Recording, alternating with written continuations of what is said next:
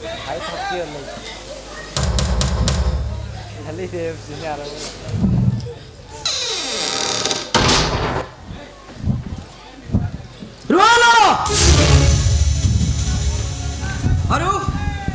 अनल तो रूम रे कौन करथिले अरु मु तते पचारछि ए घरे सब कोन चालुछि अरु मु तते पचारुछि तते वाओ कोन चाली रखिला ने तो मते पचारछो अरु मु पचारछि अनल सहित तोर संपर्क को मु पचारछि अनल सहित तोर संपर्क कोन वाओ भाउज का भाई माने मोर भी भाई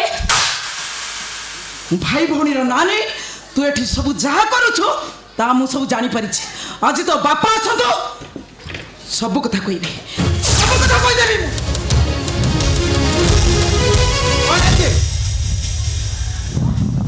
कौन है मां तम झियो को पचारी बुझ कौन है रे मां बापा अरे कौन है जी कौन है जन मां सुनो मु कोन कहतले कि तमे अरु को अनड़ सहित बागर करि दियो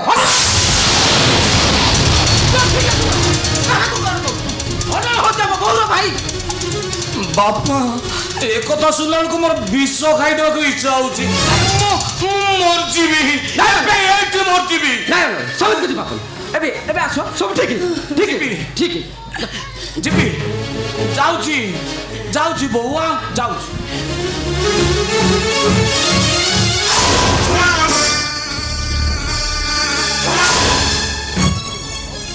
अनिमा कथाटा जतले थरे पाटुल भारी पड़ले केते जे सांघातिक हुए से कथा तो जानि न कथाटा जते सांघातिक हेले भी मां हिसाब रे मु जहा जानि थिली से कहि बापा हिसाब रे तमे उचित विचार करो ता नले झियर बदनाम को सारा जीवन पई तमे मुंडर मुंडेई बनेवा तम झियो तार उमरे अनड़ सहित अनिवा बापा नहीं बापा वो मो नारे जाओ कहू सब मिछ देखो जदि एमती मो नारे मिछ कहबो ताले मु सत्य कहू बापा मु आत्महत्या कर मरी लुकाई के जाए अनेमा तुमको संदेह करा जाई पारे अविश्वास करा जाई पारे हेले मो झियो परे पूर्ण विश्वास আছে जे और तम झियो होई नाही से निया होई सालनी आ निया को अंटी रे गोडे रखिले निजे जली जीवन निजे सत कर मिछ कर सब मु तमरी सामने रे प्रमाण करी देखाउची अरु आ बा तो बापा मुंडे हाथ छुई रखि दे तो मां जा कोन सब मिछ कहउची ना तो बापा मुंडे तो बापा मुंडे रे नियम करी कह बापा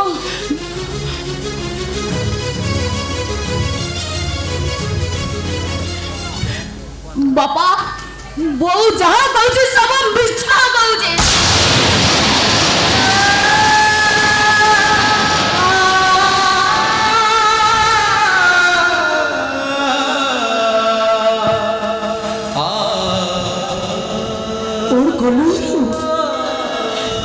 कलु तू इतनी बड़ा भूल करी दिलु निजर पापा को लुचेगा को जाई पापा को तू मारी दिलु ओ मारी दिलु तो पापा को ओरे मरे जा तुम एते बड़ कथा को ओए छोटिया कथा को बड़ करी दलो तमर बड़ करबा पूर्ण अभ्यास अछि आउ सकाल सकाल तबे ओटा पाला लगाई छलनी अरु जा भीतर को जा भीतर जा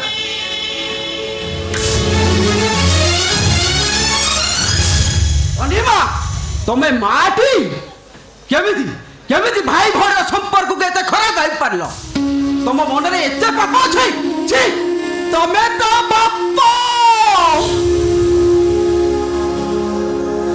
माई दिले जानी तो पाप का को कुआ जाय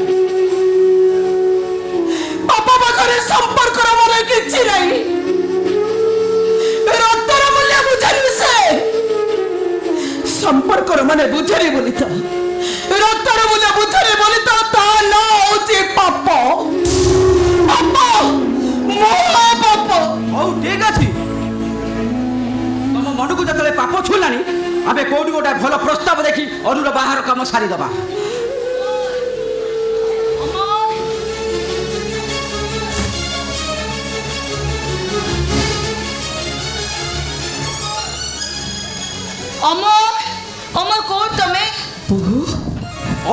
কହୁছ অমর পাখে কাম কর অমর তো এবে মোর সবকিছি বাপা ସବୁକିଛି ମାନେ ହଁ ବୋଉ ମୋ ହାତରେ ପିନ୍ଧିଥିବା ଶଙ୍ଖା ମଥାରେ ସିନ୍ଦୁର ଉପରେ କେବଳ ଅମରଙ୍କର ଚୋର ଅଛି ଅମର ହେଉଛନ୍ତି ମୋ ଇହ ପରକାଳର ଦେବତା ବୋହୂ ଅମର ହେଉଛନ୍ତି ମୋ ସ୍ୱାମୀ ହଁ ବାପା ଆପଣଙ୍କ ପୁଅ ପୌରୁଷ ତ ନଥିବା ଭଳି ମୋତେ ବାସର ଘରେ ଏକୁଟିଆ ଛାଡ଼ି ଚାଲି ଦେଇଗଲେ ଆଉ କହିଗଲେ ଏକଥା କାହାରି ଆଗରେ କହିବୁନି ବୋଲି ଠିକ୍ ସେଇ ସମୟରେ ଆପଣଙ୍କ ସାନ ପୁଅ ଅମର ମୋ ବାସର ଘରକୁ ପଶି ଆସିଲେ ମୋତେ ଭାଉତ ନ ଡାକି ଅସିବା ବୋଲି ଡାକିଲେ ମୁଁ ଚମକି ପଡ଼ିଲି ଆଉ ସେ ମୋତେ କହିଲେ ଭାଇ ଚାଲି ଯାଆନ୍ତୁ ମୁଁ ତ ଅଛି ତମେ କାହିଁକି ମନ ଦୁଃଖ କରୁଛ ସତ କହୁଛି ଭାଇର ଅଇଁଠା ଖାଇ ଖାଇକା ସବୁବେଳେ ମୋର ଭାରି ରାଗ ସେଥିପାଇଁ କି ଆଜି ପ୍ରଥମ କରି ମୁଁ ତମକୁ ଅଇଁଠା କରିଦେବି କେବଳ ସେଇ ରାଗରେ ସେ ମୋତେ ଜୋର କରି ଧରି ପକେଇଲେ ବାପା ଓ ଖସିଯିବାକୁ ଅନେକ ଚେଷ୍ଟା କଲି ମୁଁ ଆକାଶକୁ ହିଁ ପାଟି କରି ଡାକିଲି ଆକାଶ ଆସିଲେ ବାପା ହେଲେ ଆକାଶଙ୍କ ସାମ୍ନାରେ ଅମର ମୋତେ ବଳାତ୍କାର କଲେ ବଳାତ୍କାର କରିଦେଲେ ମୋତେ ବଳାତ୍କାର କରିଦେଲେ ହେଲେ ବୋହୂ କଥାଟା 4 ଦିନ ହେଲାଣି ତୁ ଆମକୁ ଲୁଚାଇ ରଖିଦେଲୁ କ'ଣ ପାଇଁ ଏଇଥିପାଇଁ ଯେ ଆକାଶ ମୋତେ କହିବା ପାଇଁ କି ମନା କରିଥିଲେ କିନ୍ତୁ ଆଜି ଯେତେବେଳେ ମୋ ସତୀତ୍ୱ ମୋ ନାରୀତ୍ୱ ଉପରେ ପ୍ରଶ୍ନବାଚୀ ସୃଷ୍ଟି ହେଉଛି ମୁଁ ଚୁପ୍ ରହିପାରିଲିନି ସତ କହିବା ପାଇଁ ମୁଁ ବାଧ୍ୟ ହେଲି ସେଇଥିପାଇଁ ରିସେପସନ ପରଠୁ ଯାଇଛି ଅର୍ଜେଣ୍ଟ କାମ କରି ଯାଇଛି ଯେ ଏପର୍ଯ୍ୟନ୍ତ ତାର ଠିକଣା ନାହିଁ ବୋହୂ ତାହେଲେ ଏଇଥିପାଇଁ ତୁ କଥାଟାକୁ ଲୁଚାଇ ରଖିଥିଲୁ ତାହେଲେ ଏବେ ହଁ ବୋଉ ମୁଁ ସତ କହୁଛି କେବଳ ଏଇସବୁ ପାଇଁ ମୁଁ ଏ କଥାଟାକୁ ଲୁଚେଇ ରଖିଥିଲି ଲୁଚେଇ ରଖିଥିଲି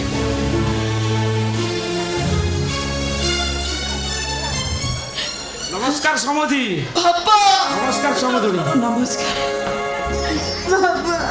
বাস কাঁদে না সমধি বন্ধু হিসাবে তম অন্ধ পুଅ সম ঝিଅକୁ ବାହା ଦେଇ ତମ ଘରକୁ ବୋହୂ କରି ପଠେଇଥିଲି କ'ଣ ମୋ ଝିଅର ଏଇ ଦୁଃଖ ଦେଖିବା ପାଇଁ କୁହ ସମଧି ନାଇଁ ସେମିତି କିଛି ମାନସିକତା ସେମିତି କିଛି ଅଭିନେତା ମୋ ମନରେ କିଛି ନାହିଁ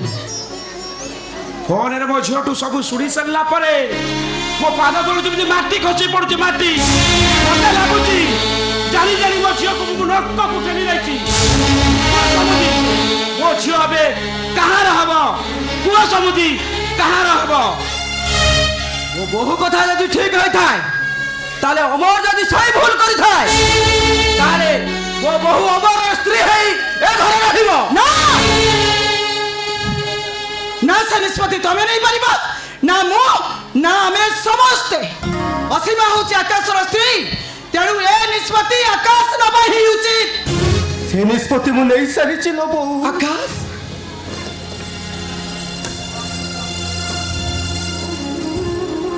ସେ ନିଷ୍ପତ୍ତିକୁ ସମସ୍ତେ ମାନିବେ କି ନାହିଁ ସେ କଥା ମୁଁ ଜାଣିନି ଆକାଶ ମୁଁ ଦେଖିପାରୁନଥିଲେ ବି ମୋରି ସାମ୍ନାରେ ମୋ ସ୍ତ୍ରୀ ଅସୀମାକୁ ଆମ ଅମରଟା ବଳାତ୍କାର କଲା ମୋ ମତରେ ସେଭଳି ଅମଣିଷକୁ ଫାଶୀ ମିଳିବା ଦରକାର ତାକୁ ମାରି ଦିଆଯିବା ଉଚିତ ତାକୁ ମାରି ଦିଆଯିବା ଉଚିତ ଆକାଶ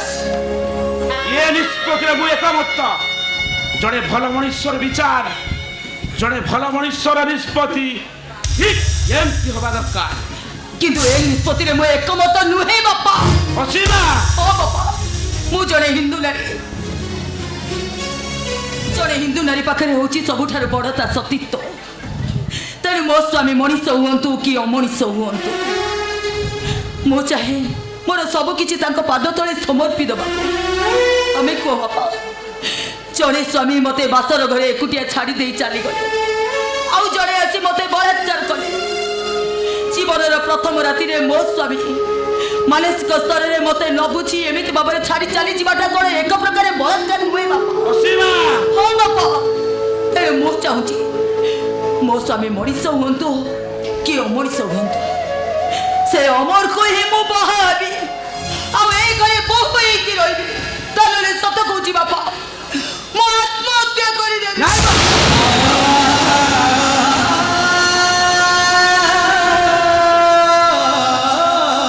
ଅମର ରାଜି ହବାକୁ ବାଧ୍ୟ, ଆଉ ମୁଁ ତାକୁ ରାଜି କରାଇବି। ଆଉ ମୋର ପୁରା ବିଶ୍ୱାସ ଅମର ମୋ କଥା ବାହାରକୁ କେବେ ଯିବନି। ନା, ତମେ ବାପା ହେଲେ ମୁଁ ମଧ୍ୟ ମା ହିସାବରେ ମୋର ବିଚାର କରିବାର ଅଧିକାର ଅଛି। ଆକାଶ ମତେ ହଉଥିବା ଅତ୍ୟାଚାରକୁ ମୁଁ ସହିପାରିବିନି। ମୋର ରାକ୍ଷସ ହେଇଦେବି ମୁଁ। ଅମରକୁ ବିଷ ଦେଇ ମାରିଦେବି ଅମରକୁ ବିଷ ଦେଇ। ତମେ ବି ଛୁଟି ରଖନି ମା। ମୋ ବୋହୁର ଜୀବନ ସ୍ତରରେ ଯଦି ଆକାଶ ଖଣ୍ଟା ହେଇ ଠିଆ ହୁଏ, ତାହେଲେ ଆକାଶକୁ ଏ ଘରୁ ଯିବାକୁ ହବ।